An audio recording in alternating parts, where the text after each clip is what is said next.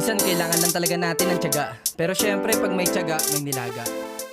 Hello guys, so good day sa ating lahat. Papakita ko sa inyo isang pamamaraan ng pagre-register ng remote gamit yung ating MST100 Pro X. So kakailangan nating mga adapter, ito module, Smart Key Programmer, and then Honda 12 Plus P, 8P.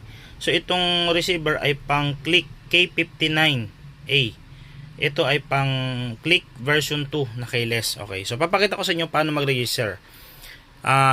Basta halimbawa na na-recover mo na yung code or nasa inyo yung code or na-retrieve nyo na yung code, ang ipapakita kong video ngayon paano lang mag-retrieve. So, meron tayong dalawang or tatlo or depende ko ilan ma-retrieve natin na code.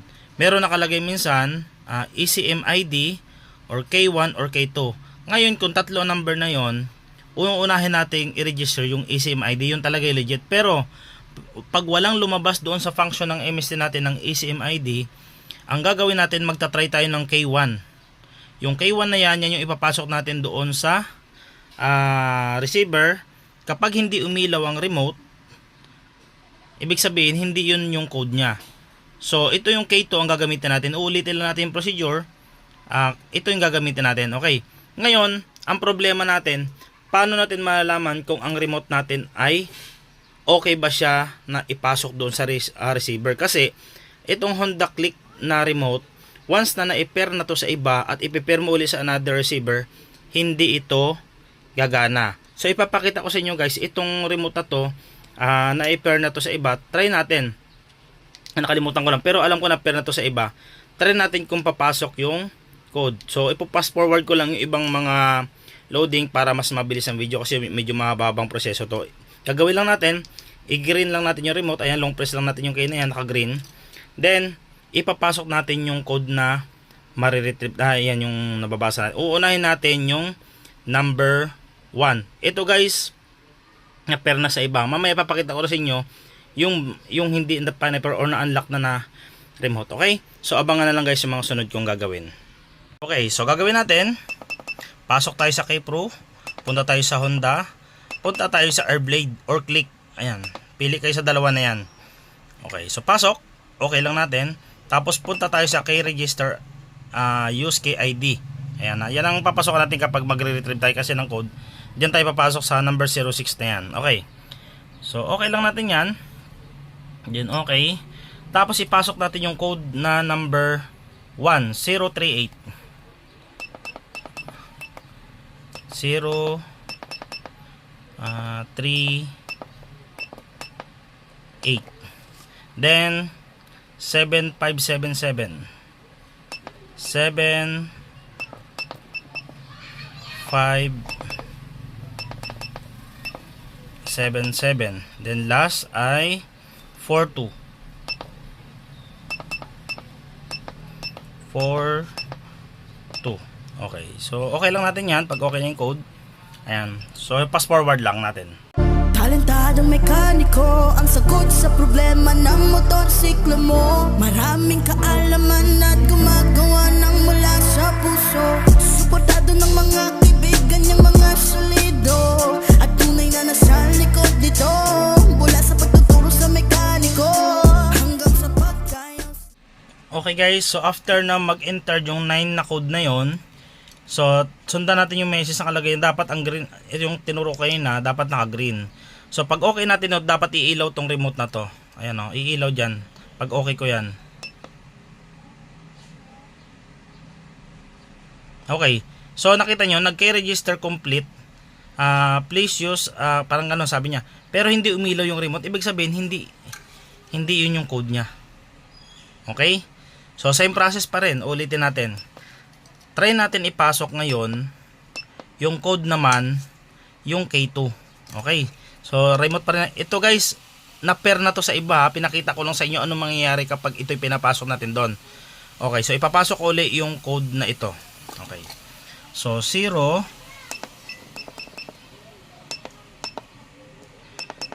take note yung maigit to guys kasi troubleshoot ito in case na may encounter nyo. Baka sabihin nyo sira yung receiver o hindi ma-pair. Susundan nyo lang maigi ito. 55797 7 9 7. Same ba? 038755797. Okay. So, okay ulit natin yan. Then, pass forward ulit tayo. Hindi pinagdadamot ang kaalaman na taglay ni Aaron Mekaniko. May isang kilalang mekaniko na gumagawa ng F5 motorsiklo. Nahirapan siya sa pag-troubleshoot. Tumawag ng iba niyang mga mekaniko. Hindi rin napaandar ang motor. Tumawag pa ng isang kilalang mekaniko. Ang resulta, hindi pa Okay guys, so ito yung pangalawang code. So, naka-green. Then, okay ko lang. Tignan nyo yung remote kung iilaw.